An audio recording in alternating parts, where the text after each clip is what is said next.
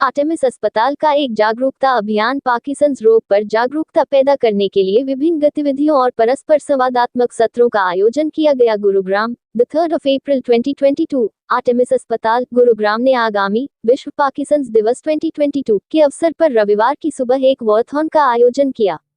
इस कार्यक्रम का उद्देश्य लोगों में जागरूकता फैलाना और बीमारी से जूझ रहे लोगों के अनुभव को साझा करना था।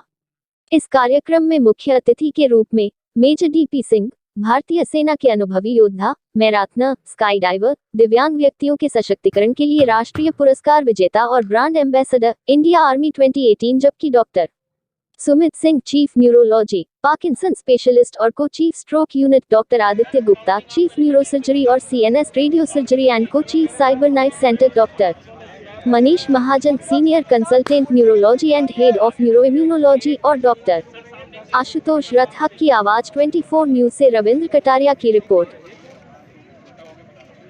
मेजर साहब ने जो अभी हमें अपनी लाइफ की स्टोरी शेयर करी, मैं उससे एक चीज़ कहना चाहूँगा कि जैसा मेजर साहब ने बताया, लाइफ में कई बार एक मेजर लॉस होता है, उसको हमें लॉस की तरह नहीं लेना। तो इन्होंने अपनी लाइफ की स्टोरी में भी यही बताया।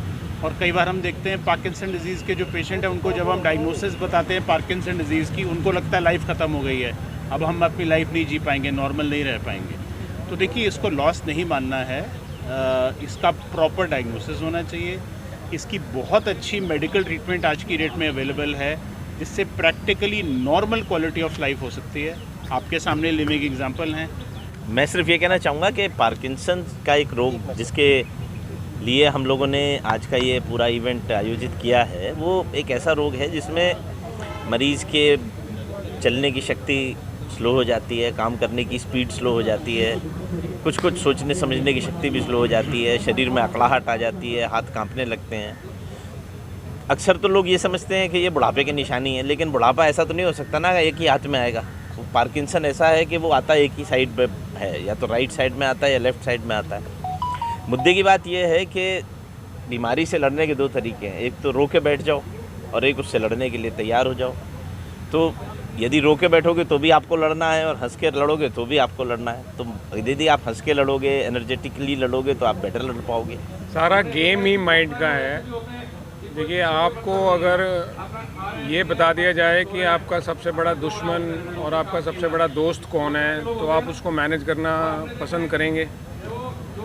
तो सबसे बड़ा दुश्मन आपका आप खुद ही हो, क्योंकि अगर कोई चीज़ नहीं करने के लिए कोई बोल रहा है कि आपसे नहीं हो सकती, वो मान रहे हो आप तब तक जब तक आपसे नहीं होगी कभी। जिस दिन आपने ये ठान लिया कि भैया मैं तो करके रहूँगा, ये जो सारी बातचीत हो रही है ये दिमाग में हो रही है आपके हाथ में है कि आपने करना है, तो कुछ भी हो जाए आप करके रहोगे। और अगर आपने सोच लिया कि आपसे नहीं हो सकता, तो कोई पूरी दुनिया का जोर लगा दे फिर भी आपसे नहीं हो पाएगा। जब मुझे चोट लगी थी तो मुझे ये बताया गया था कि शायद आपकी मेरी जो डिसेबिलिटीज़ हैं, वो एम्पुटेशन तो सिर्फ एक आपको जो दिख रहा है, अदरवाइज़ मैं जनरली जोक अराउंड करता हूँ कि आप बॉडी का हिस्सा बताइए, मैं बताऊँगा कि वहाँ पे चोट कौन सी है। So not even a single body part.